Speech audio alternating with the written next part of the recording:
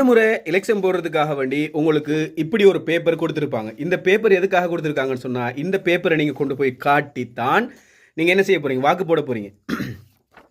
இந்த பேப்பர் இல்லாவிட்டாலும் இந்த பேப்பர் காணாமல் போயிடுச்சு அப்படின்னு சொன்னால் என்ன செய்யறது? நீங்கள் போகலாம்.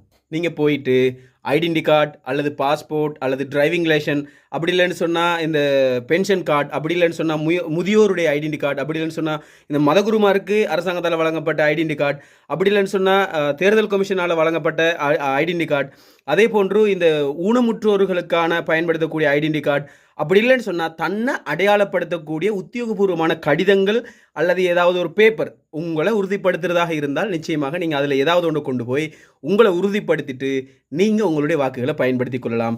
இந்த பேப்பர் காணாமல் போனாலும் இப்போ பரவாயில்லை, நீங்கள் என்ன செய்யலாம், கட்டாயமாக உங்களுடைய வாக்குகளை பயன்படுத்துறதுக்கான வாய்ப்பு இருக்குது. இது தேர்தல் கமிஷன் அறிவிச்சிருக்கிறாங்க. கட்டாயமாக எல்லாருக்கும் பகிர்ந்து கொள்ளுங்கள். நன்றி.